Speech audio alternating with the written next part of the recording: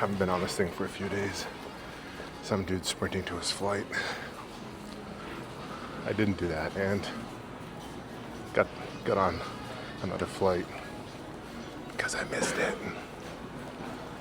And I was like, damn, I really wanted to go to bed early tonight. And then I thought, good, I can record a vlog because it has been probably 4 or 5 days. So I'm gonna do a Q&A today, gather a bunch of questions over the last week or two. I'll find a place to sit down so I don't annoy anybody though. And on the go. So I haven't picked this up.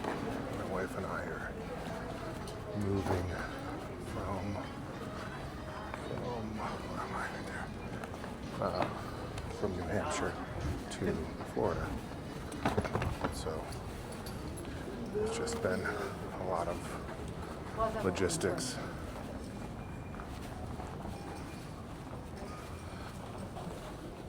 We spend a lot of time in Maine, but time to make a little bit of a change. All right, here we go. Missed y'all. I'm gonna be in North Carolina, and Texas, and then where else? A couple places in Texas. Then back to North Carolina, and then hopefully back to Maine. Try to get on here a little bit more. It's just been crazy. First question. I recognize many of your ADHS, I think they meant ADHD, descriptions of myself as well. How do you organize your thoughts and all the things you have to manage and to remember? Seeing what you accomplished for me personally, the tactical details on how you manage your workload, projects, areas of focus would be interesting. Tactical details. The one thing with ADHD, the ADHD mind is you're always connecting dots. It's like it can be annoying for people around you because you have this tendency to jump in and connect the dot while waiting for someone to see what you see. And so managing that is really important, to let people have full thought and to figure things out and to not always be the problem solver. So that's a pretty important thing, to try and manage that as a tactical detail. If you want others around you to win, shut your mouth and let them win their way. Managing my workload. I have a lot of good people around me that do the heavy lifting.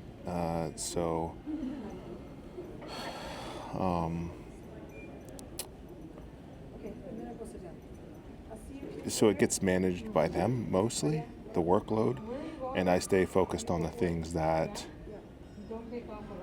need, I guess you could say, more of my capacity. And normally for an ADHD personality, it's when things go wrong where the mind turns on and can become a weapon. And so I try to weaponize the ADHD to solve problems and then stay out of the minutia of things that are working, in an effort also to not create chaos, which can happen very easily. ADHD personalities thrive in chaos, and they create chaos, and so I try not to do that anymore, which is pretty uncomfortable because I like chaos. And I'm always organizing things. I usually don't have to write things down unless I have a midnight thought. I'll write it down. It's less about discipline for me and more about how do I explain it? Nature.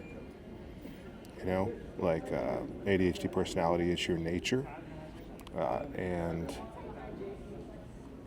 if you don't have it, it's hard to imagine what it feels like when you feel stuck. And so I'm always looking at ways to not get stuck, because I used to in my younger days. It's like ADHD. you gain maturity, hopefully, as you grow in life and business and make tuition payments. And what happens is not repeating mistakes or tuition payments becomes more important than the dopamine you require to fulfill your mission. So, have you thought about hosting a maker immersion camp? I have thought about hosting an immersion camp, actually, like a business immersion camp with business folk, which could be makers or anyone in business, small circle, probably no more than 25 or 30 people, a bit up market, with the attention that would be given to individuals, so more expensive. But I'm not sure if that's what I want to be doing. Give me your thoughts on that if you're interested in that. As someone that sees and understands the necessity to bring manufacturing and production back home, what would you say is the most vital industry to make that happen? Oh, where are we the weakest? I think we're the weakest where we are right now with footwear and apparel, and that's the problem we're solving. I get very nervous about if our borders were shut off, we couldn't import anything from anyone around us, call it over the Atlantic, the Pacific, or even south of us. Would we have the skills necessary, machinery, and raw materials needed to make the raw goods for our soldiers like we did in World War II? Would we have like the steel, the cotton, the leather, the rubber, like these simple things to tool up and outfit our soldiers, our war fighters? No. And so that's important to me. In reference to building the first factory, cool. When that first tree fell, did you have any idea that you'd go where you were today? The short answer is, did I have any idea? It didn't cross my mind that we wouldn't. I think that's the way I naively looked at the situation, was we never set goals on what this was, and I only really know what progress looks like. And it takes 10 years to get a black belt. What could we do in 10 years without compromise? I do remember going out of the woods from our little timber frame that we built and into our first factory. And it was like going from 6,000 square feet to 21,000 square feet. And I remember walking in and saying, someday this is just going to be offices. And folks looked at me like, what, you're crazy? And I'm like, no, it's going to be offices someday. Don't get too comfortable. So I think we're going to be America's iconic, biggest provider of apparel and footwear, and maybe other things too. And it's going to be a huge company, way bigger than it is now. Iconic, really, really generational, and that's the goal. So do you put a dollar amount to that? Is that billions of dollars? I mean, probably, if the U.S. supply chain can support that. I think it's going to break at $250 million. We're discussing this tomorrow. That's why I'm on my way to North Carolina right now to discuss if this supply chain is going to break and where it's going to break and how we need to think ahead 5 years right now to reinforce that. We're struggling with that right now, so we will see. Did you plan on any product for the 250th birthday of America? July 4th, 2026. 250 years.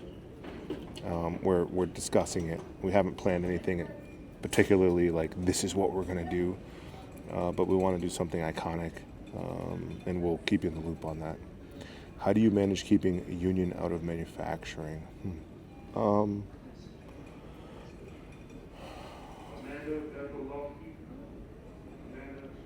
For us, like culture is everything, and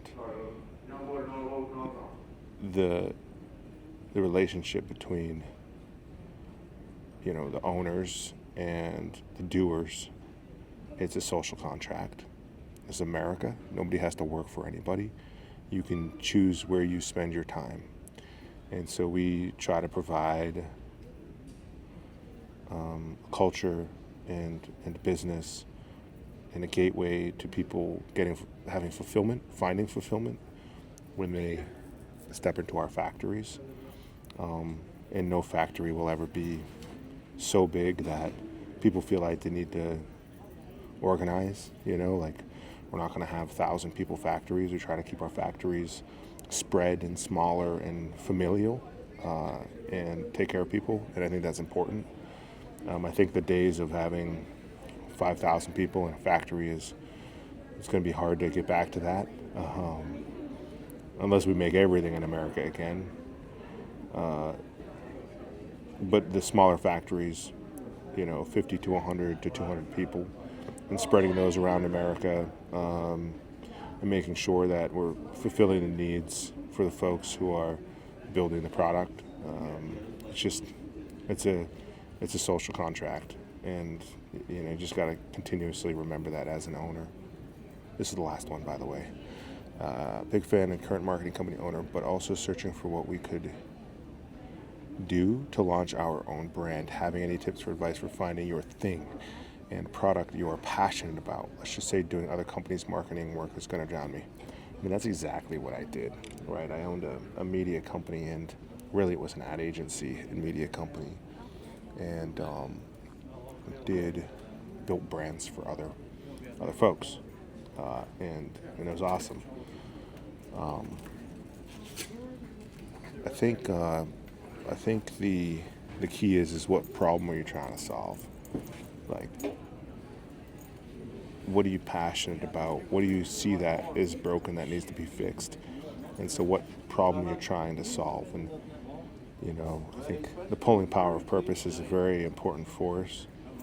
Sometimes an idea sparks that. You see something broken. And I think if I was you, that's what I would look for, is what problem you're trying to solve.